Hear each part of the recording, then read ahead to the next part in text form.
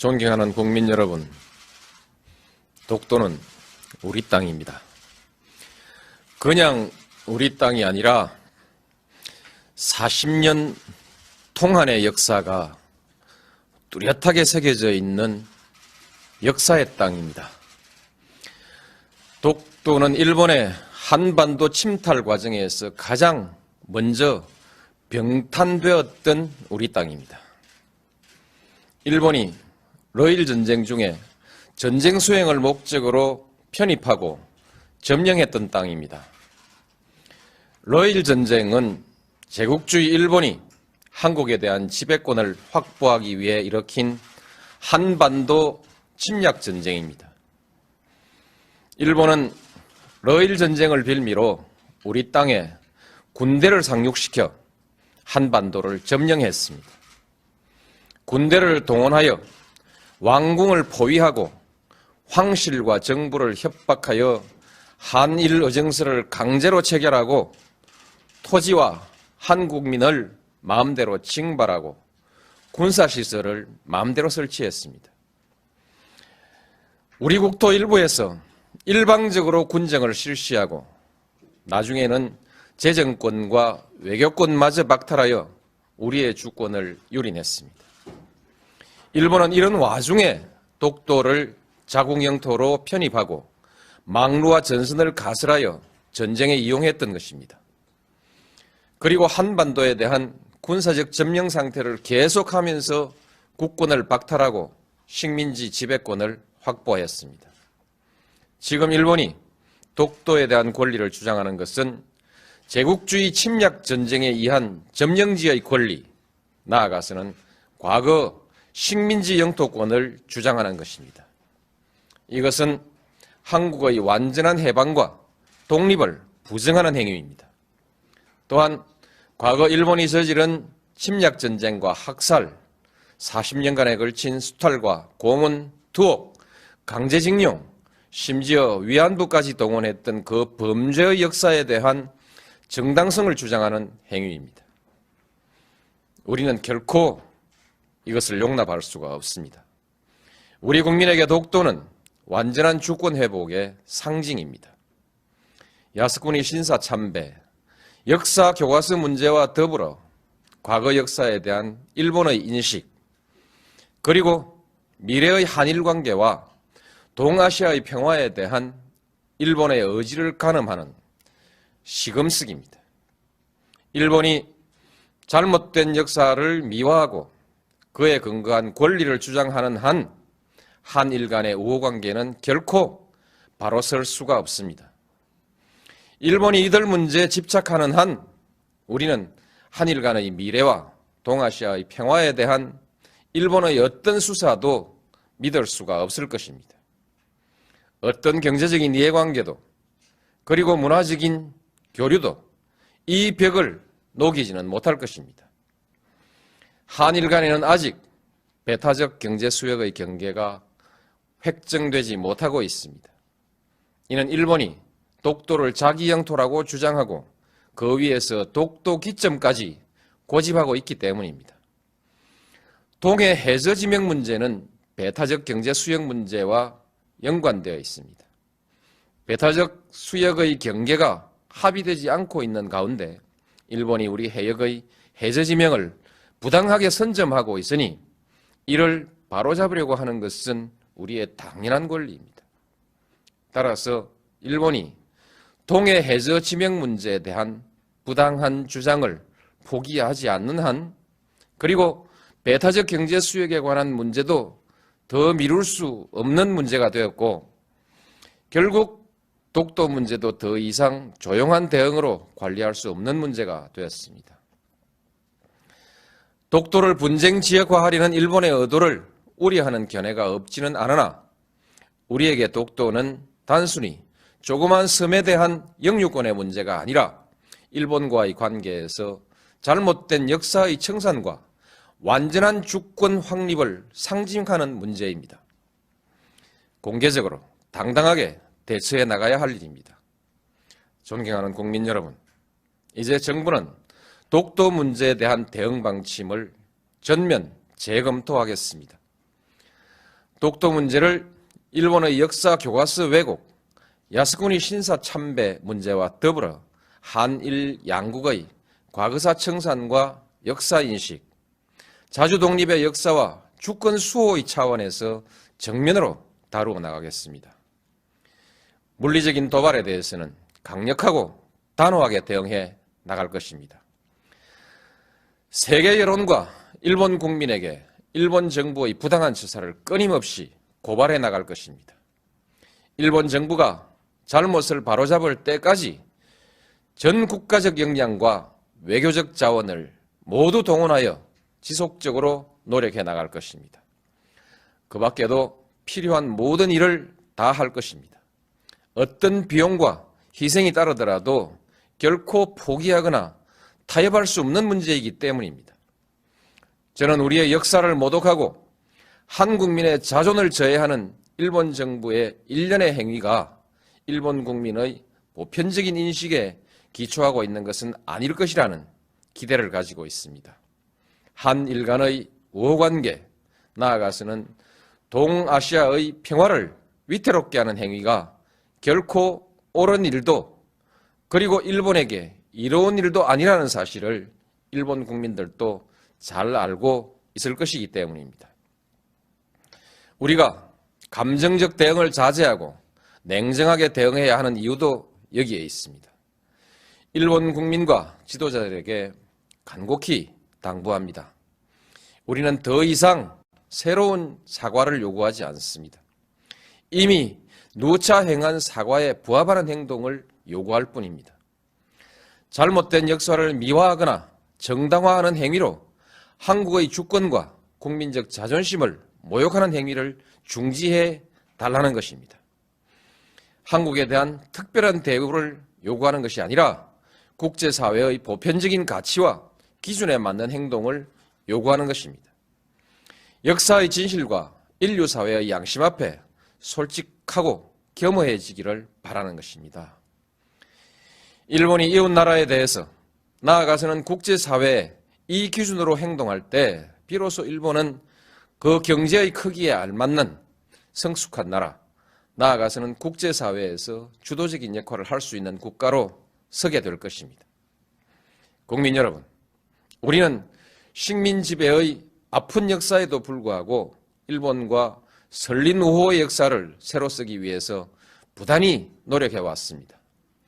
양국은 민주주의와 시장경제라는 공통의 지향 속에 호혜와 평등, 평화와 번영이라는 목표를 향해 전진해왔고 또 큰 관계 발전을 이루었습니다.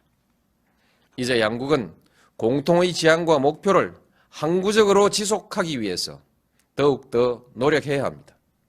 양국 관계를 뛰어넘어 동북아시아의 평화와 번영, 나아가서 세계의 평화와 번영에 함께 이바지해야 합니다. 그러기 위해서는 과거사의 올바른 인식과 청산, 주권의 상호 존중이라는 신뢰가 중요합니다.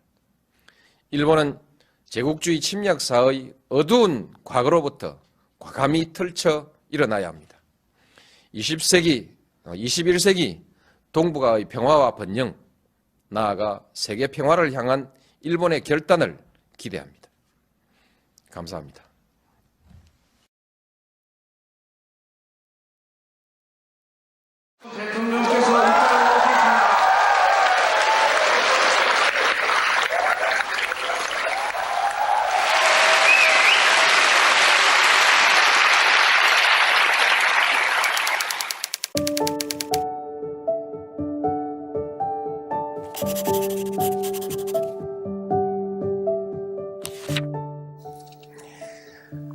어떻게 살았는가?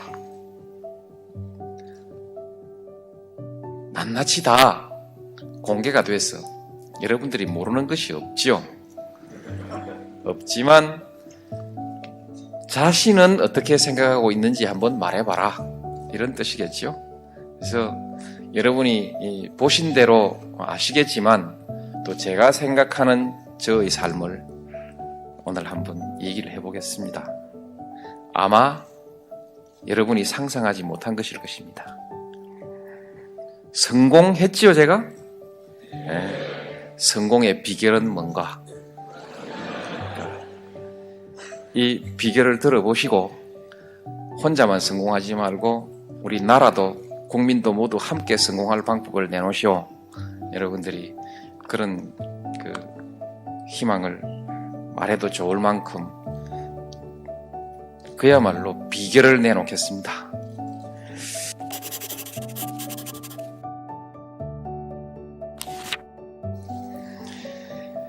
사랑하고 살았다 이런 것을 제가 소중하게 말씀드리는 이유는 저는 섭리를 거역하지 않았다.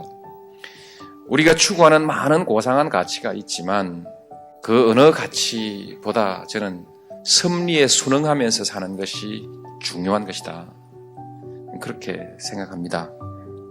그래서 하나님의 섭리, 자연의 섭리, 그 섭리를 거역하지 않는 가치관을 가지려고 하고 또 그것을 존중하면서 그렇게 살려고 합니다.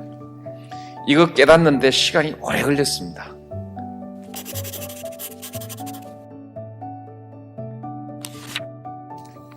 제 아이가 초등학교 5학년이었는데 계산을 해보니까 8년 뒤에는 대학교를 가게 생겼는데 바로 80년대 그 시기, 80년대 초반 그 시기에는 대학교를 가서 배우면 자유, 정의, 민주주의를 배우게 돼 있고 민주주의를 배우면 배운 것과 다른 현실에 반감을 갖지 않을 수 없고 그러면 반드시 데모를 할 것 같아요. 데모를 하면 이름이 적히고 평생 취직이 안 돼요. 죽도록 맞아요. 뻑하면 끌려가가지고 맞고 아이가 그 꼴을 당한다고 생각하니까 도저히 견딜 수가 없었습니다. 아무리 생각해도 우리가 감옥 가는 수밖에 없겠다. 그랬어요. 그만 그 문제 변호사가 됐습니다. 지금 괜찮죠?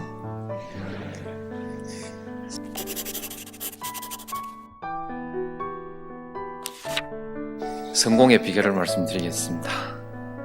저는 제가 성공했다고 생각합니다. 성공한 대통령이 아니라도 저는 만족합니다. 어떻게 해서 성공했을까? 확실하게 투자하라는 겁니다. 적어도 승부를 걸어야 되는 성공의 과정에서는 투자를 하려거든 확실히 하라. 저는 제 인생을 걸었다 이렇게 생각하면서 해왔습니다. 성공보다는 당면한 문제에 몰두했습니다. 현재에 몰두했습니다. 멀리 내다보긴 하지만 그것은 내다볼 뿐이지 항상 현재 전부를 투자했습니다. 후보가 되기 전에 경선 후보가 됐을 때 대통령이 될 건지 안 될 건지 점을 쳐보고 제가 될 거라는 확신을 가졌습니다. 왜냐하면 후보 대통령 되겠다고 그 시기까지 나온 사람 중에서는 제가 가장 적극적으로 투자했습니다. 가장 확실하게 투자를 했다는 것이죠. 저는 저를 중심으로 세상을 바꾸려 한 것이 아니라 세상이 바뀌는 방향으로 동참하면서 저를 바꾸었다. 그렇게 생각합니다. 그를 위해서 저는 열심히 공부를 했습니다. 세 번째 이유 비결은 공부입니다. 열심히 공부했습니다. 지금도 공부를 열심히 합니다. 네 번째는 사주가 제법 괜찮답니다.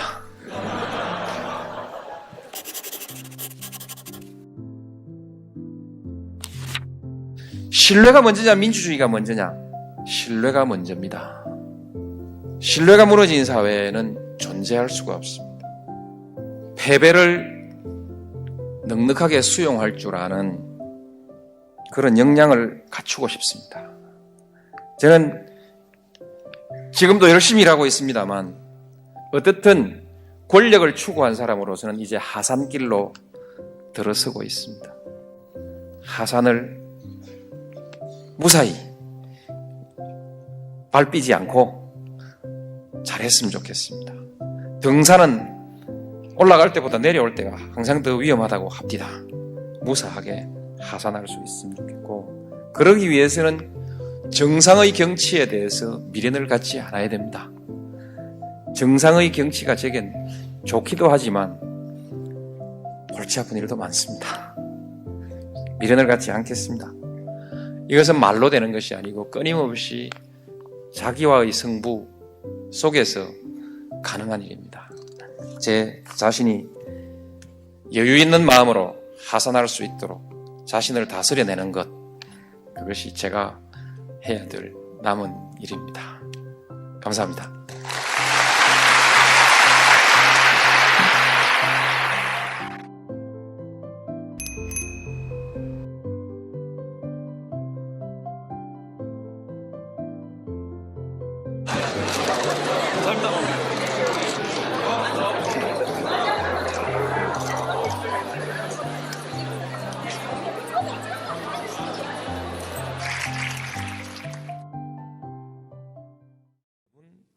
건의 말씀도 잘 들었습니다. 내용이 참 좋습니다. 우선 그 수준이 전문가 수준입니다. 말하자면 대통령이 청와대에서 직접 정책 보조를 받거나 또는 그 내각을 통해서 도움을 받고 있는 그 사람들의, 그 전문가들의 수준에 조금도 못지 않는 아주 전문적 수준의 것이 들어 있습니다. 그러나 한편으로는 또 뜨끔한 데가 있습니다. 대통령으로서 가슴이 뜨끔한 데가 있죠. 전체 내용에 정부 정책을 정면으로 비판한 내용은 하나도 없습니다. 그런데도 뜨끔합니다. 첫 번째 뜨끔한 이유는 세분 의원님께서 말씀하신 내용, 아주 구체적인 특별한 내용 이외에는 정책 기조가 똑같은 방향에 서 있는데 왜 같은 말씀을 또 반복하실까? 이런 의문이 하나 생기고요. 두 번째는 오늘 건의 중에 그 원칙이라든지 신뢰라든지 일관성, 국민적 합의, 이런 말씀이 나옵니다. 이 말씀이라는 것은 이 점에 있어서 우려가 있다 하는 것을 표명하신 것으로 볼 수도 있습니다. 잘 알아들었습니다. 제가 구구하게 변명 드리거나 그렇게 하진 않겠습니다. 그런 문제점이 있습니다. 첫 번째 제가 뜨끔했다라고 하는 첫 번째 문제에 관해서는 모든 정책이 우리가 지향한다고 다 그대로 되는 것은 아닙니다. 그래서 거리로 가려고 하지만 막히는 수도 있고 또 부득이 돌아가야 되는 수도 있고 지체되는 수도 있습니다. 그렇게 이해를 해주시면 좋겠습니다. 두 번째 문제에 관해서는 조금 변명을 하려합니다. 변명하기 전에 한 가지 말씀을 드리고 싶은 것은, 저도 요즘 제 아내하고 한 이틀에 한 번씩 싸웁니다. 말다툼을 합니다. 저더러 아내가 자꾸 신문 보래요. 저도 신문을 직접 보기도 하고 또 신문을 요약 분석한 보고를 따로 받기도 하는데, 신문 보고 나가서 참모들하고 대화를 하면은 이게 자꾸 엇나갑니다. 결국 나중에 맞추어 보면은 제가 부정확한 정보를 가지고 있다는 사실을 발견하게 됩니다. 아무리 대통령이 긴장하더라도 정보가 입력이 되는데 이것은 맨날 몇시 어느 자리에서 누구에게 들은 얘기고, 이건 맨날 몇시 어느 보고서에서 본 얘기고, 이건 어느 신문에서 본 얘기고, 이게 구분이 되질 않습니다. 정보라는 것은 접수되면서 일정하게 그럴듯하다 싶어서 반응이 딱 일어나면은 그냥 자기의 기억으로 입력되어 버리는 것이죠. 입력되어 버리고 그런 인식을 갖게 되는 것입니다. 그 인식을 가지고 있다가 그 일을 책임지고 있는 참모하고 만나서 얘기를 해보면 이게 말이 앞뒤가 이빨이 안 맞습니다. 우리 안보실 참모들도 마찬가지입니다. 여러 차례 그런 것을 반복하고 한 다음에는 요즘은 좀 늦더라도 좋으니까 기다립니다. 안보실에 보고를 먼저 받고 그 다음에 신문이나 이런 것은 구문으로 다시 참고 삼아 정리하는 이런 시스템을 가지고 있습니다. 이렇게 됐을 때 제 판단이 이제 오류가 생길 수가 있기 때문에, 그러면 이제 주는 것만 받아먹고 시민들의 폭넓은 다양한 정보는 차단되는 거 아니냐, 그런 우려가 있습니다. 그래서 신문, 방송, 인터넷 이 모든 정보를 정부가 전부 다 실시간 전부 정리를 합니다. 정리를 해서 그 중에서 정부의 정책에 관련된 기사로서 그 말이 맞다, 사실도 맞고 때로는 의견이 맞고 그럴 때는 그것을 전부 정리를 다 하게 되어 있습니다. 한 다음에 잘못된 것은 전부 고칩니다. 이것은 언제까지 시행령을 고치겠다, 이것은 언제까지 법을 고쳐야 되니까 입법 조치를 취하겠다, 이것은 예산 조치하겠다, 이것은 그냥 우리가 처분으로서 알아서 하겠다, 전부 보고서를 다 쓰게 되어 있습니다. 이 보고서를 쓰면 그것을 우리 정책실에서, 국무조정실에서 1차 체크하고 정부 정책실에서도 체크하고 국정홍보실에서는 그 기사의 건수를 전부 체크해서 주간 보고를 저한테 하게 되어 있습니다. 요즘은 제가 너무 바빠서 비서실장이 한 번 더 챙겨보고 월간 보고로 하게 해달라고 좀 줄였습니다. 시스템이 안착됐기 때문이죠. 틀린 보도는 어떡하냐? 대강 어름한 것은 그냥 넘어가고 좀 심하고 명백한 것은 반드시 정정 보도를 청구합니다. 정정 요청하고 듣지 않으면 정정 보도 신청을 냅니다. 신청해서 안 되면 소송까지 가서 청구까지 합니다. 물론 정정 보도도 있고 반론도 있고 합니다. 그 다음에 항의도 있고요. 항의 정도로 하고 끝내는 거 있고, 그 다음에 절반 맞고 절반이 한쪽이 어쩐지 엉성해서 오해가 생길 소지가 있는 것은 해명을 달아줍니다. 이 활동을 계속해서 하고 있습니다. 하고 그 결과를 제가 전부 수렴해 가는 시스템을 가지고 있기 때문에 대통령이 정보를 흘려버린다, 그렇게는 아닙니다. 그리고 개인이 혼자 이 신문 저 신문 뒤적거리는 것보다는 훨씬 더 체계적이고 완벽하죠. 그래서 이제 신문 기자들이 글을 쓸 때 굉장히 조심합니다. 사실을 확인하는 습관이 점차점차 붙어갑니다. 함부로 쓰지 않습니다. 대신에 괘씸하거든요. 옛날에 공무원들은 안 그랬는데 요즘 공무원들은 또박또박 말대꾸를 한단 말입니다. 옛날에 장관님들은 기사가 뭐가 나갔든 간에 장관이 편지 잘 받았네, 언제 술이나 한잔 하지, 이렇게 설사 술 안 사더라도 인사를 이렇게 하고 넘어가는데, 요즘은 장관은 안 나오고 과장, 국장, 사무관 이 사람들이 나와가지고 당신 기사 그거 정확하지 않소, 또박또박 따지니까 이거 괘씸하게 됐단 말이죠. 어쩌겠습니까? 철저히 파는 거죠. 정말 문제 나는 거 없나? 잘못된 거 없나? 철저하게 파지요. 그럴 수 있습니까? 공무원들 정신 바짝 차려야지요.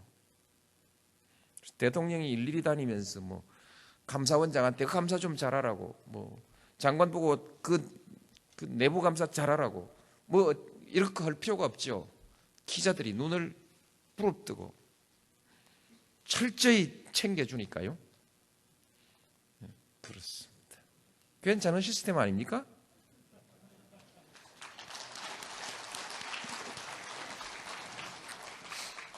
뭐 수없이 뭐 그런 게 있는데 오늘 제가 드리는 말씀은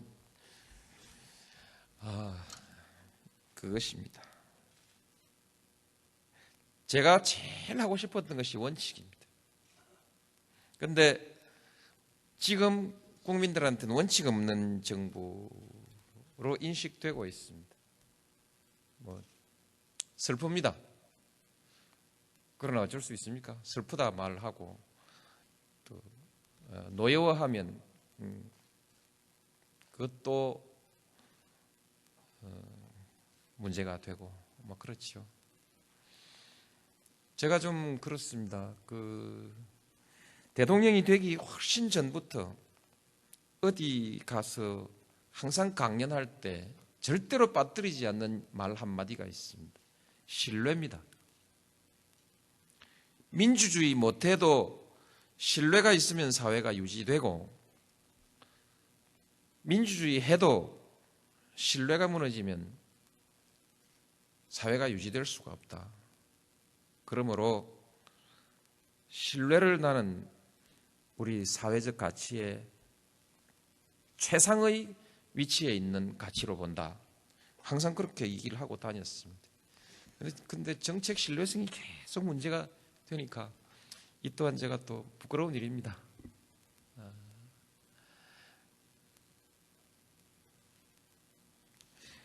일관성, 이건 같은 것이죠. 일관성과 신뢰라는 것은 사실은 비슷하게 맞붙어 있는 것이죠. 생명이죠. 국민적 합의, 뭐 이런 등등 다 이런 것인데,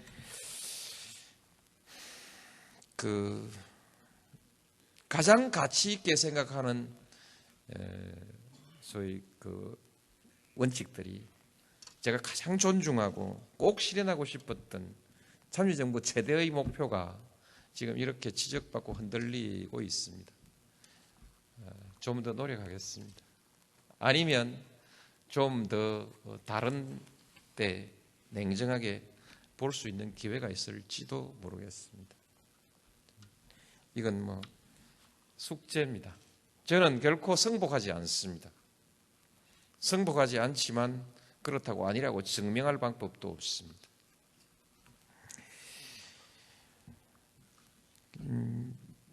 건의 주신 부분에 대해서 사실 다 좋은 말씀입니다. 잘못됐다는 얘기는 아니고, 말씀이 나온 김에 나온 계기에 한번 얘기를 해보자. 원칙이라는 것 말이죠. 상호주의, 거기에 대칭되는 원칙은 뭘까요? 일방주의 아니겠습니까? 문법상 그렇습니다. 그런데 참여정부의 상호주의에 대응하는 참여정부의 정책은 실용주의입니다. 왜냐하면 상호주의라는 것은 형식적이고 경직된 원칙이 될 수 있습니다. 남북관계를 해가는데 조건이 다르고 서로 처지가 너무 다른데, 생각도 다르고 다른데, 이게 상호주의해서 어떤 분이 말씀하는 것처럼 네가 한 대 때리면 나도 한 대 때리고, 이게 상호주의 아니겠어? 간단하게 그렇게 뭐 얘기할 수 있지만 남북관계가 그렇게 간단한 것은 아닙니다. 결국 우리가 추구하고자 하는 목표, 평화, 신뢰, 뭐 이런 목적에 맞느냐 맞지 않느냐를 놓고 그때그때 우리가 판단해야지, 그냥 상호주의라는 이런 원칙에 묶어두면 안 된다 이렇게 생각합니다. 결코 일방주의적 퍼주기를 하는 것이 아니라 장기적인 목표를 놓고 신뢰를 확보하고 결국은 남북 간의 대화로서 보다 큰 목표를 달성할 때까지 어떻게 하는 것이 더 유익하냐? 그래서 실용주의, 상호주의에 대응하는 정책 개념은 실용주의라고 이해해 주십시오. 저는 대북 송금 사건의 수사를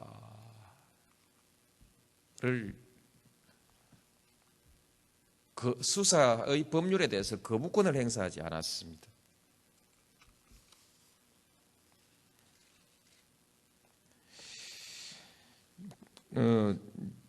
저는 명시적으로 반대 의견을 표시한 일도 없습니다.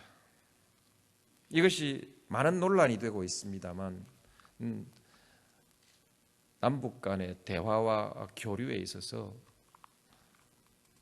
국민들이 요구하는 것이 투명성이기 때문에 저는 그 국민들의 요구를 받아들이는 것, 우리 사회의 보편적인 추세가 투명성에 대한 강력한 요구, 비록 통치 행위라 할지라도 그 투명성에 대한 강력한 요구가 있고 합법성에 대한 강력한 요구가 있어서 제가 이 점은 참여정부부터는 받아들이는 것이 좋겠다 해서 수용했습니다. 사실은 저는 이 남북관계 형성에 있어서 초법적인 통치 행위가 성립할 소지가 전혀 없는 것은 아니라고 생각합니다. 있을 수 있는 일이라고 생각하는데, 그러나 단 하나, 그것은 국민들이 수용해 줄 때만 최고 통치권자의 초법적 통치 행위를 우리가 인정할 수 있는 것이지, 국민들이 보편적으로 수용하지 않는 마당이면 어려운 거 아니냐. 그 당시는 뭐 그렇게 어쩔 수 없었습니다. 잘했는지 못했는지 모르겠습니다만 그 당시 저희 선택이었습니다. 이것도 하나의 원칙이라고 말할 수 있는 것 아니겠습니까? 또 지금 이제 그동안에 몇 번 작은 일들은 있었습니다. 원칙을 가지고 북한에서 대화를 중단했을 때 한국도 중단해버리고, 일방적 통보가 왔을 때 내가 거절하라고 명령하고 했습니다. 한 번은 거절을 했는데, 우리 통일부라는 데가 또 그렇습니다. 통일부라는 데가 어찌든지 일이 되게 하려는 부기 때문에 명시적으로 지시를 해도 이건 좀 다릅니다 하고 해석을 조금 달리 해가지고 어지간하면은 대화를 끊거나 하는 일은 하지 않습니다. 저는 그 점을 크게 문책하지 않았습니다. 문책할 일이 아니라고 생각해서 문책하지 않았습니다. 지금도 여러 가지 대북 지원이 중단되어 있습니다. 이것은 뭐 원칙이기도 하고, 원칙이라기보다는 전략적 선택이라고 생각합니다. 지금 대북 지원을 끊고 있는 것은 인도주의 원칙, 또 무슨 상호주의 원칙, 이런 원칙이라기보다는 그냥 그것이 전략적으로 유리하겠다, 그 판단이 기본이라고 생각합니다. 고외 동시행동 원칙이나 정부 민간 분리 원칙 다 동의합니다. 동의하고 그렇게 노력하겠습니다. 또 미국 정부와 의회를 설득해야 된다는 장민 위원님 비핵 공영, 이런 이름을 쓰진 않지만 이렇게 가고 있습니다. 이 점에 대해서는 좀 공부해갖고 좋은 이름을 한번 우리도 이대로 차용하든지 한번 검토를 해보겠습니다. 그 다음 냉전구조 해체와 평화체제 구축이라는 큰 틀의 합의를 북핵 문제 해결과 함께 가야 된다는 것이죠. 9.19 공동선언에 보면은 바로 이 문제가 같이 다 들어 있습니다. 평화체제 협상에 관한 조항도 들어 있고, 그 이후 그렇습니다. 들어 있고, 또 동북아 다자 안보 체제까지 언급되어 있습니다. 그래서 9.19 공동선언을 그것이 지금 그냥 저렇게 표류하고 있으니까 아무 가치 없는 것처럼 보일지 모르지만 거기에는 새로운 개념이 들어 있습니다. 동북아 다자 안보 체제라는 개념이 들어 있습니다. 한국이 이 북핵 문제 해결에 가장 주도적인 역할을 했을 때 9.19 성명이 나왔습니다. 그 뒤에 미국이 한 발 물러서고 또 물러섰다기보다는 그 BDA 문제가 딱 걸렸는데 참 그때도 해석하기 어렵습니다. 중국에서 9.19 성명을 서명하고 있는데 그 2, 3일 전에 미국 재무부에서는 이미 그 방코 델타 아시아에 대한 계좌 동결 조치를 해버린 것입니다. 아무리 봐도 지금 보기에는 국무부가 미처 몰랐던 거 아닌가. 북경에서는 모르는 상태에서 그 하루 이틀 전에 제재는 나와버렸고 나온 것을 풀지 못하고 여기까지 와버린 거 아니냐 이렇게 볼 수도 있고 또 뭐 나쁘게 보면 짜고 치는 고스톱 아니냐 뭐 이렇게 볼 수도 있고 뭐 어떻든 그렇습니다. 그런데 그 문제는 또 한편 보면 재무부하고 국무부 사이에 이 점에 관해서 원칙에 관한 해석이 많이 달라서 정치적 유연성을 좀 발휘할 수 있는 거 아니냐. 재무부는 뭐 법대로 가자 뭐 이런 것처럼 추측이 됩니다만 잘 알 수가 없습니다. 여러 가지들이 있죠. 그래서 이제 좀 9.19 선언이 그냥 탄생하자마자 땅에 묻혀버렸습니다만 그래 이제 또 봄이 오면 다시 싹이 트고 올라오면서 바로 이 한반도 냉전 구조 해체와 평화 체제 구축 나아가서는 동북아시아의 그 다자안보 체제 또는 평화 체제 이 방향으로 나아가는 디딤돌이 될 수도 있을 것이다. 그 방향으로 가겠습니다. 그다음에 이제 우리 이용건 의원님 신뢰 말씀도 주시고 일관성 말씀, 합의 뭐 말씀 다 주셔서 그렇습니다. 근데 이렇게 노력을 하겠습니다. 대북 정책 협의 체제 소위 각계각층의 대표적 지도자들 또는 뭐 원로들 뭐 하는데 제일 어려운 것이 이분들 모아놓으면 서로 통화가 안 됩니다. 말을 다르게 쓰고 있거든요. 우리가 그 좌우 대립을 너무 심하게 겪었고 전쟁까지 치르고 독재라는 세월을 거치는 동안 그러니까 식민지 좌우 대결 군사 독재 이거 하는 동안에 서로가 서로를 인정하지 못하게 되어버린 것입니다. 그래서 언어가 서로 통하지 않습니다. 개념이 달랐어요. 참 좋은 얘기인데 이걸 지금 못하고 있는 것이죠. 제가 이거 한번 해보자고 맨 처음에 고건 총리를 기용했었죠. 그래서 고건 총리가 다리가 돼서 그쪽하고 내하고 좀 가까워질 거라는 희망으로 그랬는데 오히려 저하고 저희 정부에 참여한 사람들이 다 왕따가 되는 그런 체제에 있는 것이죠. 중간에 선 사람이 양쪽을 끌어당기질 못하고 스스로 고립되는 그런 결과가 되기도 하고요. 하여튼 뭐 실패한 인사입니다. 결과적으로 실패해버린 인사죠. 링컨 대통령의 포용 인사가 제가 그 김건태 씨나 정동영 씨를 내각에 기용한 그 정도하고 비슷한 수준입니다.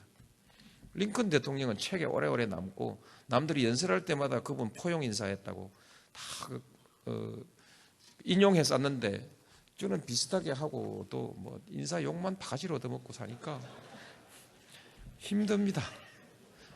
링컨 흉내 좀 내려고 해봤는데 그게 잘 안 되네요. 재미가 별로 없습니다. 그래서 하여튼 그렇게 말씀드리고요.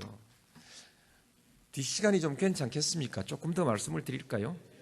예. 예.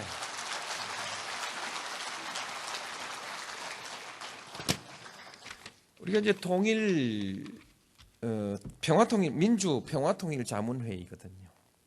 우리 정부 또는 우리나라에서 이 사안은 소위 통일 외교 안보 정책 사안입니다. 큰 틀에 있어서 안보의 영역에 포섭되는 일이라고 그렇게 말씀드릴 수도 있겠죠. 안보 문제하고 아주 밀접하게 연관되어 있습니다. 표리 관계가 있는 것이죠. 우리가 통일을 왜 해야 되냐? 더 잘 살기 위해서, 더 사람답기 위해서 이런 목표가 있을 것입니다만 보다 더 절실한 것은 평화를 확보하기 위해서 아니겠습니까? 그것이 첫 번째이고 일단 평화가 확보되는 것이 제일 중요한 문제이고 그 다음에 그를 통해서 우리가 좀 더 풍요롭게 살 수 있는 계기가 만들어지면 더 좋은 것이고요. 한 핏줄을 같이 하고 말을 같이 쓰고 문화를 함께 하는 사람이 하나로 함께 통합되어 사는 것이 보다 사람답게 사는 일이라고 생각한다면 사람답게 살기 위해서 이제 통일해야 되는 것이죠. 근데 그래서 평화입니다. 평화라는 것이 안보의 핵심 개념이거든요.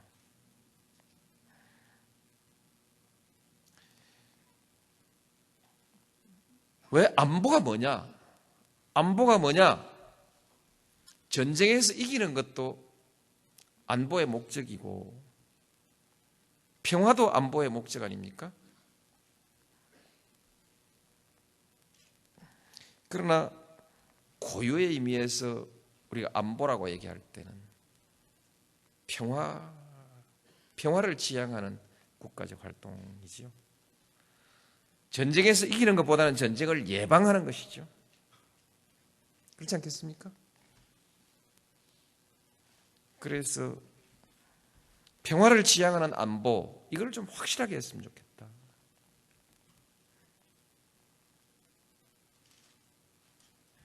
전쟁에서 이기는 안보, 그것보다는 그렇게 평화를 지향하는 안보라는 개념을 확실하면 하면 좋겠고요. 어떻게 할 거냐? 대화를 지향하는 안보를 해야 된다. 안보를 위해서 끊임없이 대결적 분위기를 조성하는 경우가 있습니다. 안보를 튼튼하게 하기 위해서 상대를 경계하게 되는 것이죠. 그래서 상대를 경계하는데 거기에 적대적 감정이 들어가고 불신이 들어가고 또 그렇죠. 적대적 감정과 불신이 들어가는 것입니다. 안보가 전쟁을 예방하는 것이라면 어느 정도이면 전쟁을 예방할 수 있느냐? 적이 공격했을 때 완벽하게 제압할 수 있는 수준. 나는 털끝도 안 다치고 아니면 거의 약간 껍질이나 약간 벗겨지고 찰과상 정도 입거나 타박상 정도 입고 완전히 제압하는 수준. 그러면 확실하죠. 안보를 위한 대비가 확실하죠. 그 다음에 이제 적어도 저쪽이 상식을 가진 사람이라면 공격을 해서 이길 수 없다. 싸움을 해서 이길 수 없고 따라서 점령할 수 없고 따라서 지배할 수도 없다. 이 단계를 한번 생각해 보십시다. 이겨도 점령하지 못하면 무슨 소용입니까? 점령해도 지배하지 못하면 전쟁을 일으킨 보람이 어디에 있겠습니까? 그러면 그 가능성이 없으면 상식을 가진 사람이면은 전쟁 시작 안 할 거다. 그래서 이기지 못할 수준이면 되지 않겠느냐. 한 대 때리려고 하다가 한 대 반을 맞을 형편이면은 붙었는데 저게 팔을 하나 부러뜨렸는데 자기 팔은 두 개 부러져 버렸다. 이 정도이면 제정신 가진 사람이면 안 하지 않겠느냐. 목적을 어디에 둘 거냐, 힘의 비교를 어느 정도에 둘 거냐. 그 다음에 그런 것을 이제 판단해보고 정신없는 짓은 안 할 것이다. 그럼 상대를 평가해 본다 이거죠. 상대가 제정신이 멀쩡한 사람인지, 아니면 완전히 믿을 수 없을 만큼 돌아버린 사람인지, 아니면 영 머리가 아주 나쁜 사람인지를 판단을 해봐야 되는 것이죠. 그러니까 이 전제를 할 때, 그래서 이제 이 전제가 부도덕한 사람이고, 약간 맛이 간 사람이고, 또 무슨 짓을 할지 모르는 이제 그 비정상인 사람으로 되는 거죠. 그래서 제가 대통령 후보가 됐을 때 패널들이 저한테, 노 후보, 김정일이라는 사람이 어떤 사람이요? 합리적인 사람이라고 생각합니까? 예 하면 그날로 박살나는 거거든요. 아니요 하도 곤란하고. 이 대답하기 어려운 질문을 하는 것이 한국 유일의 정치풍토, 정치문화 아닌가. 그 사람도 판단력은 있겠죠, 이런 얘기입니다. 어떤 기준의 판단력? 민주주의 사회 기준의 사고력과 분석력을 갖고 있는 판단력이냐, 공산주의 또는 주체사상이라고 하는 그 체제에 거기에 맞는 수준의, 그것을 기준으로 보았을 때 그 수준에서는 적어도 판단력이 있지 않겠느냐. 쉽게 말해서 사람이 저죽을 짓 하겠냐, 이런 것이죠. 완전히 궁지에 몰리면 무슨 짓을 할지 모른다, 이런 것은 우리가 상상할 수 있는 것인데, 저죽을 짓까지 무릅쓸 만큼 돌아버린 거냐, 아니면 이상한 사람이냐, 이것까지 우리는 지금 합의를 못 이루고 있는 거예요. 예방한다고 할 때, 났을 때는 완전히 이기면 되는, 안 다쳐야 되는데, 어쨌든 전쟁이 이기더라도 많은 상처를 입지 않습니까? 많은 손실을 입으니까. 그래서 안 나게 해야 되는데, 안 나게 하는 그 억지력의 판단 기준이 정상적인 사람을 기준으로 할 거냐, 돌아버린 사람을 기준으로 할 거냐, 이 문제를 가지고 우리 한국이 얼마만큼 심각하게 싸우고 있는지 아십니까? 지금 신문에 나오고 있는 여러 가지의 어찌 보면 만화 비슷한 얘기들이 사실은 여기에 근거를 두고 있습니다.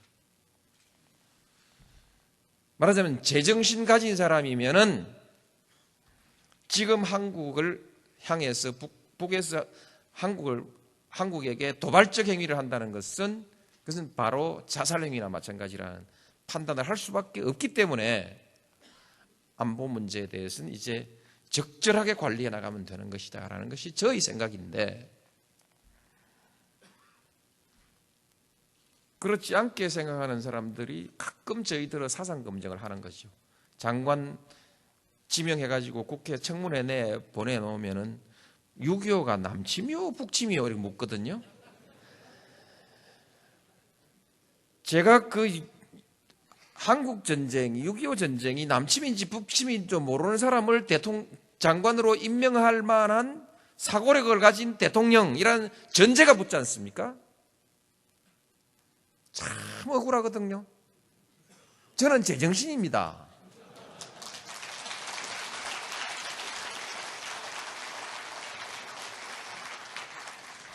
이래서 어렵습니다.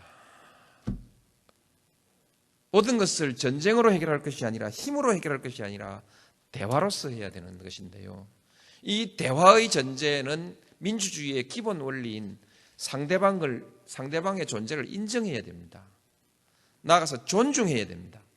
상대방의 의견이 옳을 수도 있다는 가능성을 인정해야 됩니다. 내가 틀릴 수도 있다는 가능성을 인정해야 됩니다. 이것을 이른바 철학적으로는 상대주의라고 하는 거 아니겠습니까? 관용이라는 말이 한마디로 관용이라는 말로 표현될 수 있는 것이죠. 관용, 이것이 대화의 전제죠. 대화를 통해서 남북 문제를 풀어가고 전쟁 주먹을 꺼내기 전에 말로 먼저 좀 하고, 이것이 대화를 통한 안보 아니겠습니까? 그래서 남북 간 대화하려고 하는데 인간에 대한 인식이 다르다 이죠. 또 우리 국내에서도 대화를 좀 하려고 하니까 인간에 대한 인식이 다릅니다. 가치에 대한 인식이 다릅니다. 우리나라는 오랫동안 척사위정론이라고 하는 그 사상 체계를 가지고 서학한다고 수백 명씩 잡아 죽이고, 마침내 1866년경에는 8,000명을 잡아 죽였지 않습니까? 우리나라 역사에서 그렇습니다. 선비정신 같이 좋은 것은 우리가 이어받아야 되겠지만, 우리나라의 전통적 사상에 이와 같은 위험한 요소가 내포되어 있었다는 것을 우리가 다시 한 번 더 돌이켜봐야 됩니다. 성찰해봐야 됩니다. 성찰해보고 그것이 끊임없이 사람을, 반대편을 죽이는 문화를 만들어 왔거든요. 그래서 사문난적이라 하고 적사위정, 이 두 말로 표현되는, 말하자면 철저하게 타도해버리는 문명, 문화, 이것을 가지고 왔는데 이것을 우리가 극복하지 않으면 안 됩니다. 대화에 의한 안보. 다음에 우리 안보 좀 조용히 했으면 좋겠습니다. 조용하게 안보하면 되는데 정부가 안보하고 나팔을 계속 불어야 안심이 되는 국민의식, 인식, 이거 정말 참 힘듭니다.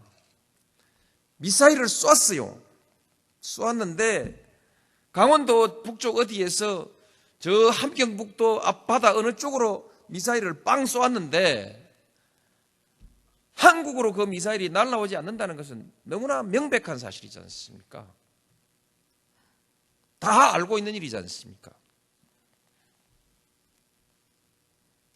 정치적 정세, 안보적 정세가 장기적으로, 총체적으로 서서히 변화해 가는 것이지 그날 큰일 나는 거 아니거든요. 그날 전쟁 나는 거 아니란 말입니다.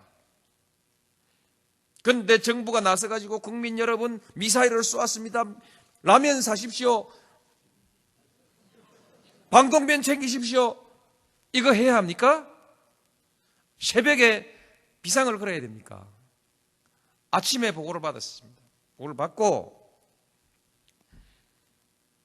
긴급히 안보상임회의를 소집하자래요. 하지 마라. 말이지, 하지 맙시다. 국민들을 놀래키게 할 이유가 뭐 있습니까? 그래서 같이 이제 그럼 11시에 한번 모입시다. 관계장관 간담회로 합시다.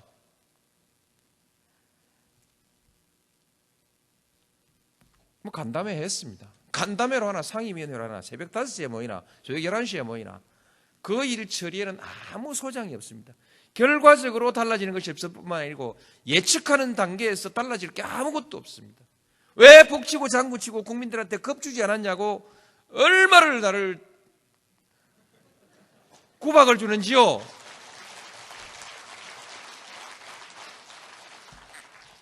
조용히 합시다. 우리나라 안보 그렇게 북치고 장구치고 요란 떨지 않아도 충분히 한국의 안전을 지켜낼 만한 국력이 있고 군사력이 있습니다. 저도 와서 국방비 올렸지 않습니까? 저를 지지했던 많은 사람들은 군비 축소해서 복지에 써야 된다고 얘기했지만 저는 군비 축소 안 했습니다. 올렸습니다. 그것은 한국의 군사력이라는 것은 역사적으로 대북 군사력만이 완전한 것이 아니다. 한국의 군사력이 약해서 중국과 일본의 군사력을 당해내지 못할 형편, 한국의 한반도에 힘의 공백 상태가 생겼을 때 한반도가 임진왜란, 청일전쟁, 러일전쟁 그렇게 다 전장터로 변했지 않습니까? 그렇지 않도록 외국 군대가 우리나라에 와서 전쟁놀이 못하게 할 정도의 국방력을 가지고 있어야 되지 않겠습니까?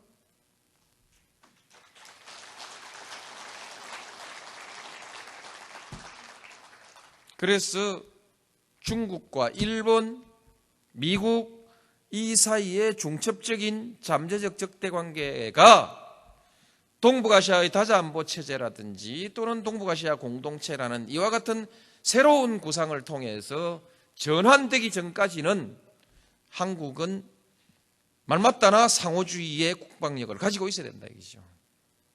그렇지 않습니까? 그렇습니다. 그래서 군 국방비를 제가 결코 줄이지 못한다, 줄여서는 안 된다라고 했지만은, 그러나 이제 대북 정책 가지고 국민들을 그렇게 밤낮 없이 불안스럽게 할 이유는 없다. 그렇게 하지 않아도 안보 괜찮습니다. 근데 그러나 저는 지금 이렇게 얘기하고 여러분들께서 이 자리에서는 박수를 쳐주셨습니다만은 여론조사 하실 때는 전부 다 꼽혀 다 치셨을 겁니다. 여론조사 결과 보니까요, 네 편 내 편 할 거 없이 전부 잘못했다고 다 꼽혀 치놨는데, 정말 정치라는 것이 어렵구나. 양심껏 소신껏 뭐 하라 할 수 없는데 양심껏 소신껏 하면 판판이 깨지는 게 정치구나. 저는 그런 생각을 지금 가지고 있습니다. 그러나 이대로 저는 계속 갈 수는 없다. 달라질 건 달라져야 하기 때문에 터질 땐 터지더라도 다르게 할 건 다르게 하겠다. 그게 단임 정신 아니겠습니까? 그렇습니다. 내가 고향 친구들 만나긴 되게 미안합니다. 고향 친구들이나 우리 학교 동창들은 저 대통령 만들려고 다니면서 친구들한테 표 찍으라고 막 했는데 지금 몰려가지고 지금 박살이 나고 있으니까 이 친구들 어디 가서 술자리 가가지고 괴롭게 짝이 없죠 이제. 그런데 뭐 그런 애로사항은 있습니다만은, 그러나 그 사람들 체면보다 더 큰 게 저는 국가의 미래라고 생각해서 그냥 그렇게 좀 싸잡아 가기로 했습니다. 원론적으로 몇 가지 말씀을 드렸습니다만 실예를 들어서 한번 얘기를 하겠습니다. 이라크 파병 왜 했냐? 이런 얘기가 나올 수 있죠. 또 미국하고 왜 껄끄러워졌냐? 저는 껄끄러워지지 않았다고 생각하고 있습니다. 그러나 뭘 그렇게 묻는 사람들이 있습니다. 맨 처음 대통령 당선됐을 때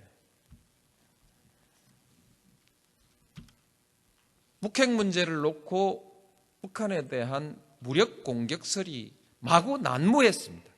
미국 신문에, 우리 한국 신문에.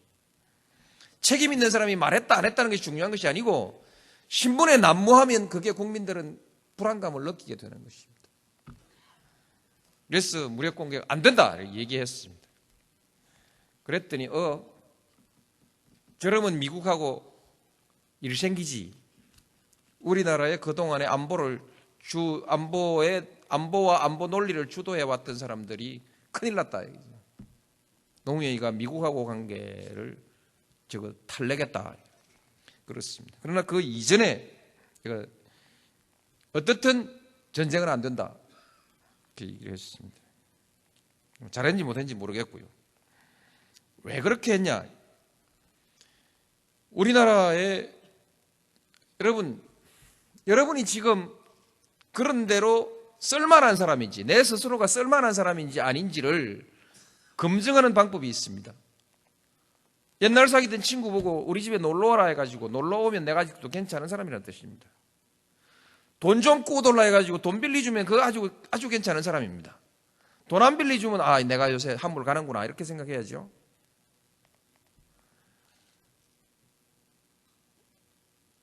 한국이 괜찮은 나라라면 여행하는 사람이 많이 오게 돼 있고, 괜찮은 나라라면 돈 빌려주는 사람이 있게 돼 있고, 투자하는 사람이 있게 돼 있지 않습니까? 근데 제가 대통령 당선됐을 때 투자가 끊어질 거다. 돈 빌리러 갔더니 가산금리를 좀 더 내라 한다. 이 말은 한국에 돈 빌려주기 싫다 이 얘기하고 같은 얘기거든요. 국가가 돈 빌릴 수 없는 국가가 되면은 그때부터 위기로 갑니다. 돈 빌려달라 해가지고 안 빌려주면은 그때부터 철저히 단속하고 재빨리 신용을 회복하지 못하면 바로 97년 외환위기 같은 사태로 굴러떨어질 가능성이 있습니다.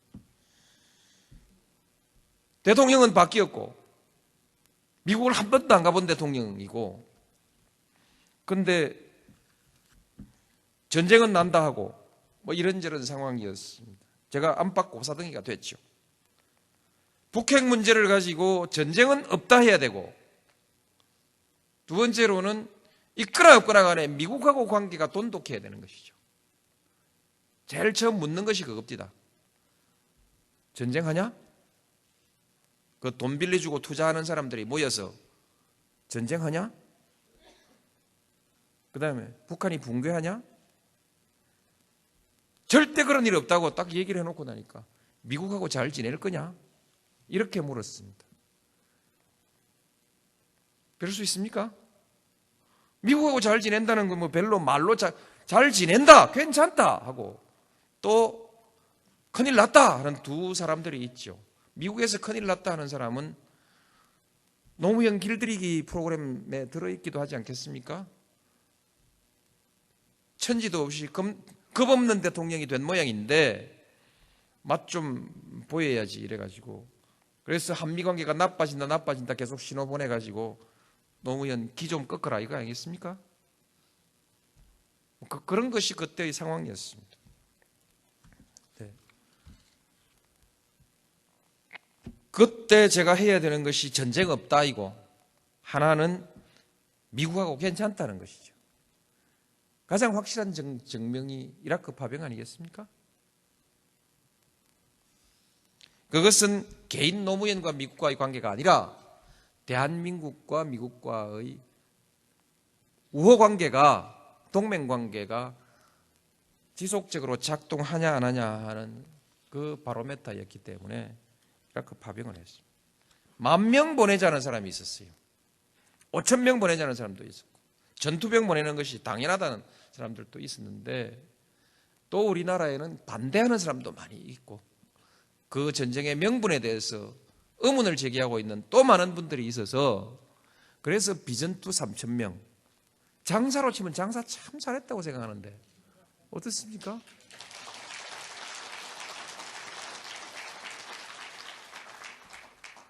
한미동맹이라고 하는 그 목표를, 한미동맹의 안전성, 그것에 대한 국제적 신뢰라고 하는 그 목표, 그런 것을 가장 적은 비용으로 달성하는 것이 가장 효과적인 장사 아니겠습니까?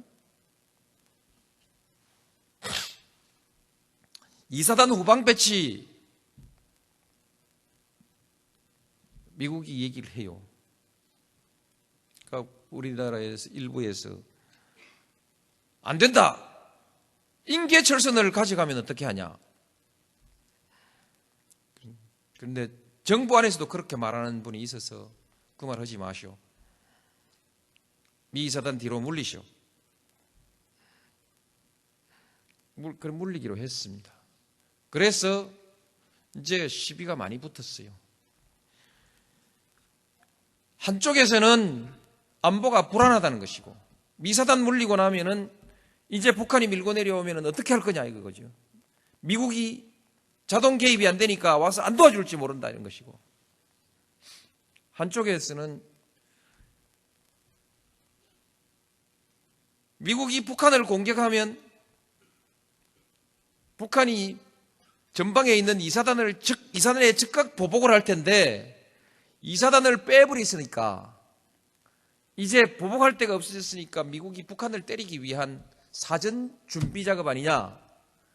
그래서 이사단 후방 배치에 대해서 떨떠름하게 반대하는 사람들이 있어요. 반미주의자들이 있어요.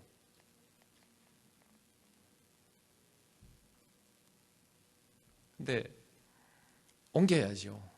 여기에 원칙이 들어가는 것입니다. 한국군이 방위력이 얼마만큼 크냐, 정직하게 하자. 언제 역전된 걸로 생각하십니까, 여러분? 대개 70년대 후반, 80년대 초반 때 실질적으로 역전된 것으로 보지 않습니까? 이제는 뭐 국방력이고 뭐 경제력 때문에 그게 뭐 85년이라고 한번 잡아봅시다. 85년에 역전됐으면 지금 20년이 지났습니다. 우리가 북한의 국방비의 몇 배인지 숫자를 지금 외지를 못하겠는데 여러 배를 쓰고 있습니다. 두 자릿수 아닙니까?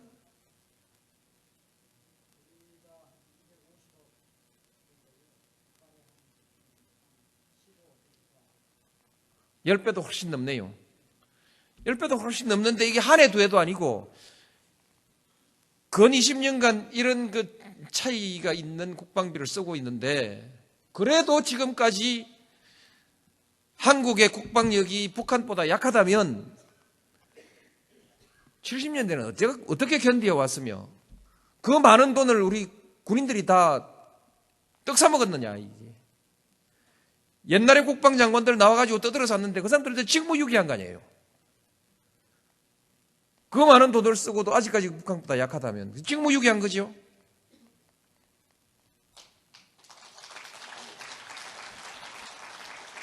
정직하게 보는 관점에서 국방력을 비교하면 이제 2사단은 뒤로 나와도 괜찮습니다. 그 뭐 공짜 비슷한 건데 기왕에 있는 건데 그냥 쓰지. 인계철선으로 놔두지 뭘 그 시끄럽게 옮기냐.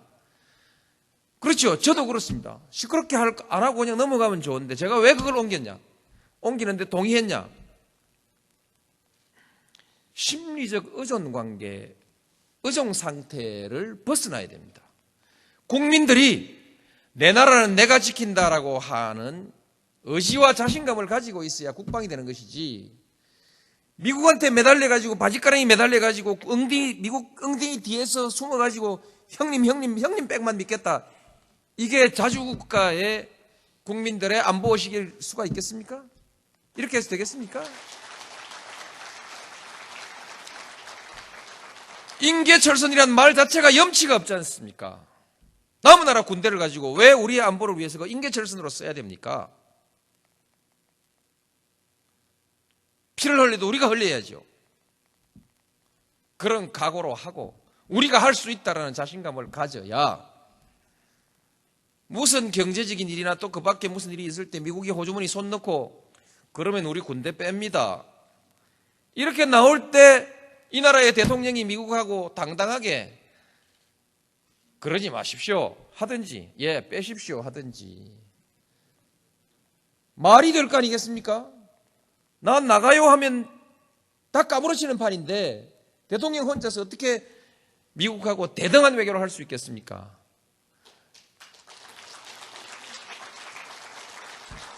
완전하게 대등한 외교는 할 수 없습니다. 미국은 초강대국입니다. 그런 헛소리 나면 안 되고 미국의 힘에 상응하는 미국의 세계적 영향력에 상응하는 대우를 해줘야 됩니다.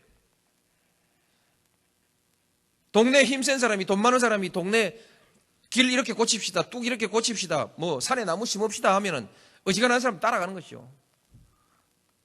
미국이 주도하는 질서 그것을 거역할 수는 없습니다. 그러나 최소한 자주국가 독립국가로서의 체면은 유지해야 될 거 아니겠습니까?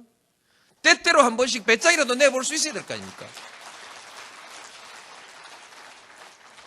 근데 2사단 빠지면 다 죽게 생긴 나라에서 다 죽는다고 국민들이 와들와들 사시나무 떠들듯이 뜨는 나라에서 무슨 대통령이 무슨 외교부 장관이 미국의 공무원들하고 만나서 대등하게 대화를 할 수 있겠습니까? 심리적인 이 의존관계를 해소해야 된다. 그래서 뺐습니다. 좀 있으니까 이제 숫자도 좀 더 줄이자, 감축하자. 혹시요 비공개로 논의하자. 공개로 합시다. 그러면 연기합시다. 그래서 1년 연기해서 감축 논의했습니다. 근데 나중에 결국 감축 얘기가 미국 쪽에서 먼저 나왔잖아요. 당신들 자기들이 연기하자 해놓고 왜 뒤로 그러냐고. 그랬더니 또 보니까 또 뭐 우리 쪽에서 연기하자 했다고 그 옥신각신 하는데 다 수사를 못 해봤습니다. 뭐 그냥 감군 좀 해도 괜찮습니다. 그렇게 용산기지 왜 이전하냐? 그 땅, 그 비싼 땅입니다. 쉽게 얘기해서 엄청 비싼 땅인데 지금 5조 5천억 원 뭐 정도 될 거라고는 얘기를 하는데 좀 거기서 뭐 플러스 마이너스가 있을지 모르지만 그 땅 그 돈 주고 산다고 한번 생각해 보십시오. 5조 5천억 원에 살 수 있겠습니까? 여러분 그게 미군 부대가 아니고 다른 그 쓸데없는 잡종지로 거기 누가 있는데 개인이 절대 그 수용도 안 된다, 안 판다 하고 버티면 감정해가지고 돈 주고 살 거 아닙니까? 그 감정해가지고 돈 주고 사면 5조 5천억 원 나온단 말이죠. 그런데 왜 하필이면 그 좋은 금사라기 땅에 미군이 딱 버티고 앉아가지고 지하철도 그걸로 못 내고 도로도 못 내고 거기 그 지금 우리 국민들이 함께 즐길 수 있는 그야말로 문화시설이나 상업시설 좀 근사한 자리인데 왜 못하냐 이거죠. 투자를 해야죠. 돈 없어서 안 했습니다. 김영삼 노태우 대통령이 합의해놨는데 김영삼 대통령도 돈이 없다고 안 해버리고 IMF 나서 뭐 국민의 정부는 IMF 시절이니까 그거 못하고 우리는 이제 홍급이 넘어갔으니까 그것도 1년에 내는 것도 아니고 10년씩 걸쳐서 점진적으로 해가지고 땅 그 사는 건데 사야지요. 이거면 누가 시비하는 사람 없는 것 같습니다만 이것 때문에 평택에서 어떻게 시끄러운지 국민들이 노무현 정부는 왜 이렇게 시끄럽노 그래서 예, 뭐 할 일은 해야 안 되겠습니까? 그렇게 된 것입니다. 그러나 이것은 우리 국민들 가슴 속에 자주국가의 상징에 상당한 손상을 주고 있는 그건 사실입니다. 아무리 우방이라 할지라도 수도 한복판에 그것도 청나라 군대가 주둔했던 그 자리에 하필이면 그리고 있어야 되겠냐. 옛날에 우리나라의 독립협회가 모화관이 있던 자리를 헐어버리고 독립문을 세운 것은 그것이 현실적이든 아니든 간에 역사적으로 상징성이 있지 않습니까? 그와 마찬가지로 우리도 그와 같은 역사적 행위를 해야 되는 거 아니겠습니까? 인간은 그야말로 역사적인 동물 아닙니까? 용산기지, 작통권, 뭐 명분은 그렇습니다. 명분은 자주국가 당연한 이치이죠. 이 마찬가지입니다. 우리가 작전 통제 하나 할 만한 실력이 없냐? 대한민국 군대들 지금까지 뭐 했노 이게? 나도 군대 갔다 왔고 예비군 훈련까지 다 받았는데 심심하면 사람한테 세금 내라 하고 불러다가 뺑뺑이 돌리고 훈련시키고 했는데 그 위에 사람들은 뭐 해서 작전 통제권 자기들 나라 자기 군대 작전 통제도 한 게 제대로 할 수 없는 군대를 만들어 놔놓고 나 국방장관이요 나 참모총장이요 그렇게 별들 달고 그드럭거리고 말았다는 얘기입니까? 그래서 작동권 회수하면 안 된다고 줄줄이 모여가가지고 성명 내고 자기들의 직무유기 아닙니까?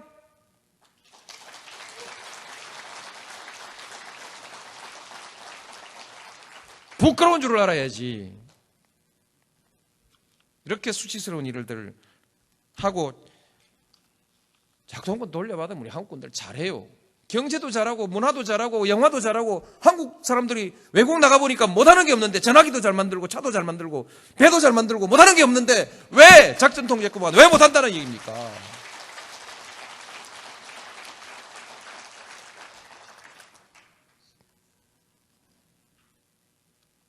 실제로요. 남북 간에도 외교가 있고 한국과 중국 사이에도 외교가 있는데 북한의 유사시라는 건 뭐 있을 수도 없지만 전쟁도 유사시도 있을 수가 없지만 그러나 전쟁과 유사시를 항상 우리는 전제하고 준비하고 있는데 중국도 그렇게 준비하지 않겠습니까?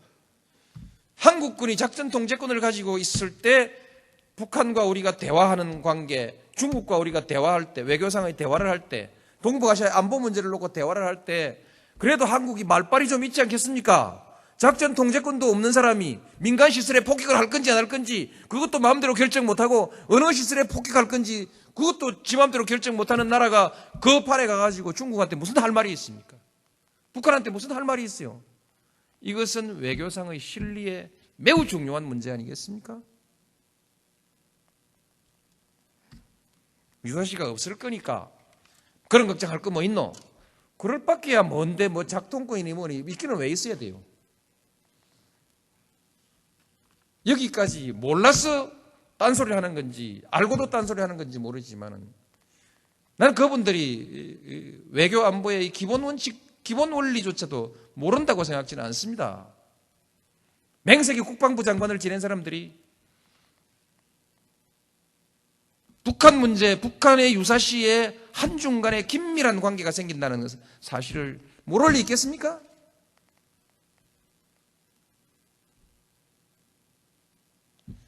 근데 또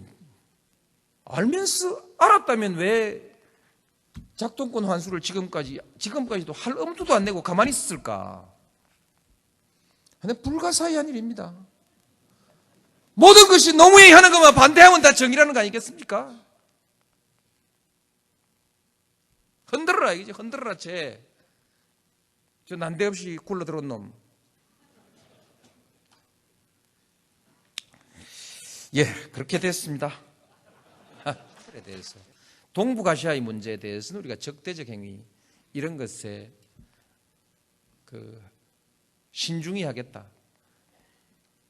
전략적 유연성은 합의가 이렇게 되어 있습니다. 그때 가서 미리 다 정해놓을 것이 아니라 언제든지 한국 국민이 동의하지 않는 것은 안 된다 이렇게 되어 있습니다. 그럼 동의하는 것은 된다 이런 것입니다. 그게 제일 좋은 거 아니겠습니까? 지금 정해놔봤자 그때 상황이 어떻게 될지 모르는 것인데 그때 우리 한국 국민들이 합의하고 동의하면 오케이 하면은 뭐 무슨 일이든 하는 것이고 안 된다 하면 못 하는 거 그게 가장 좋은 거 아니겠습니까? 지금 어떻게 정해놓습니까? 이 문제 가지고 부시 대통령 만나서 토론도 하고 많이 했습니다. 뭐 어쨌든 그래가 다 정리됐습니다.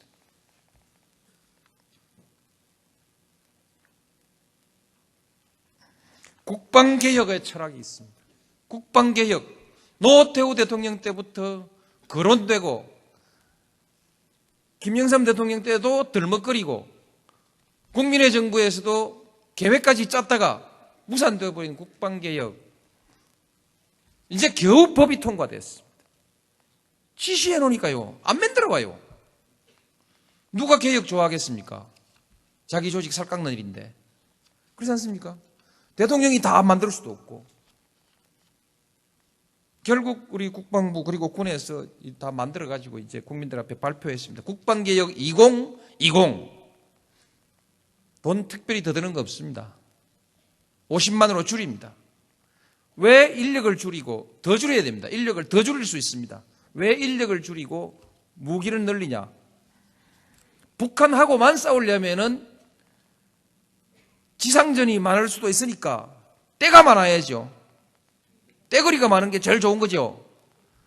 그러나 우리 안보를 전방위 안보로 생각한다면은 때거리만 갖고 안 된다. 사람 밥 먹고 옷 입히고 뭐 막사 짓고 이거 다 사람에 들어가는 거 다 아끼고 아주 성능 좋은 무기를 개발해야 된다. 그런 거 아니겠습니까?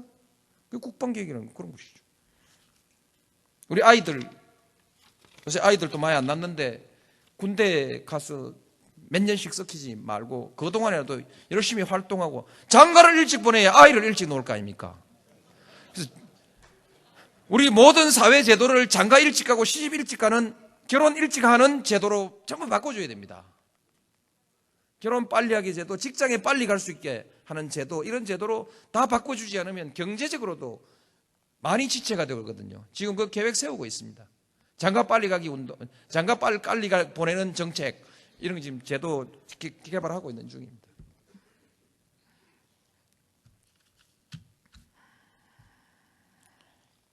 얼마 전에 군 장성들 임명을 하고 차를 한 잔 같이 하는 자리에서 여보시오, 노무현 대통령 되고 난 뒤에 대한민국 군대가 나빠진 게 뭐 있으면 한번 얘기를 해보시오. 있어도 말하겠습니까 설마? 말하겠지만은 여러분이 대신 한번 얘기를 해주세요. 대한민국 군대한테 노무현 대통령이 더 나쁘게 한 게 뭐 있습니까? 그러나 그럼에도 불구하고 군 인사를 지금 몇 번씩이나, 장성 인사를 몇 번씩이나 했는데 신문에 한 줄도 쓸 게 없어. 요새 신문 기자들 힘들어요. 이제 쓸 거 없었어. 그렇지 않습니까? 비행기를 1조 4천억 원짜리 그 공중조기경보 통제기인가 그거를 사는데 상대방 계약 당사자를 채택을 했습니다. 1조 4천억짜리 그 방산 계약을 지금 했는데도 뭐 부패니 무슨 뒷거래니 뭐니 자범들이 한마디도 없지 않습니까? 어때요?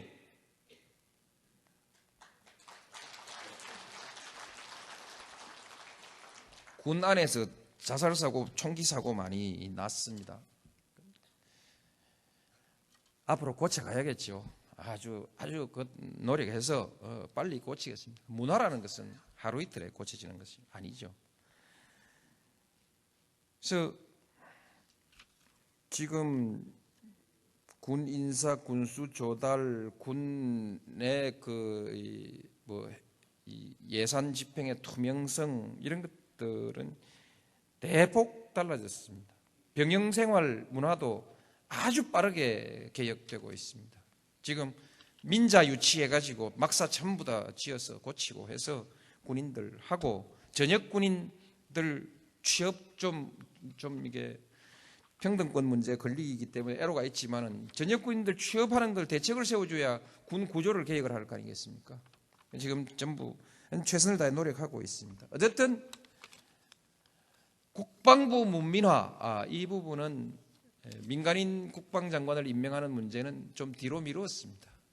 한꺼번에 다 그렇게 해놓으면 어지러워서 안 될 것 같아서 옛날에 우리 F-15기 새로 사가지고 성능 좋다고 팍 올라갔다 확 내려왔다 했다가 중력 차이가 너무 빠르게 나니까 그만 정신을 잃어버려가지고 바다 밑으로 비행기가 들어가 버렸지 않습니까? 우리 사회개혁도 제가 하는 게 좀 빠른가 봐요. 그렇게 전부 어지럽다 그래요. 그래서 국방부 문민화까지 한꺼번에 해치우면은 또 이게 바다 밑에 들어간다 하면 곤란할 것 같아서 그래서 문민화는 다음에 합시다. 다음에 그건 딱 장관 임명하는 것만 하면 되는 거니까. 근데 중차대한 개혁을 해야 되는 이런 시기에 그 군인들한테 대해서 대통령이 신뢰를 주고 자발적으로 스스로 한번 해보시오. 이렇게 가는 것이 좋을 것 같아서 문민화는 뒤로 미루고 군 개혁 확실하게 합니다. 그렇게 해서 잘 될 겁니다. 안보 문제 잘 될 것이고요. 그 다음에 나머지 여러 가지들이 있는데 여러분 말씀 들어보시건대 그렇습니다. 노무현이가 잘한다 못한다 막 말 많고 이거는 왜 이랬냐 저건 왜 저랬냐 그것 다 시어머니가 앉아서 며느리 밥상 차려오는데 잔소리 하려면 어디 뭐 잔소리 할 거리가 없겠어요? 그만 대강 봤어. 그렇게 멍청한 것 같지는 않죠?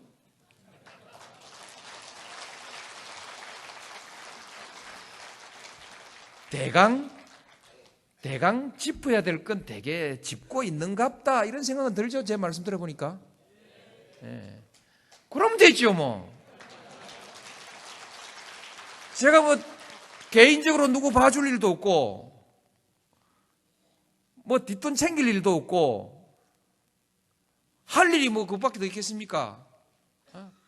국가 잘 되게 원칙대로 그것 말고는 제가 뭐 다른 일 할 일도 없고 할 방법도 없고 영 멍청하지 않으면 기왕에 뽑아놨는데 막 국방 통일 외교 안보 통일 이거 막 그만 저한테 좀 그냥 이렇게 몇 개 줘라 이렇게 여러분 한번 말을 좀 한번 해주십시오. 몇 개 나라고 내 전에 만나봤는데 그 영 바보 아니더라. 그 되게 들어봤는데 다 앞뒤 챙길 건 재고 챙길 건 다 챙기는 것 같더라. 좀 몇 개 나라 이렇게 부탁합니다.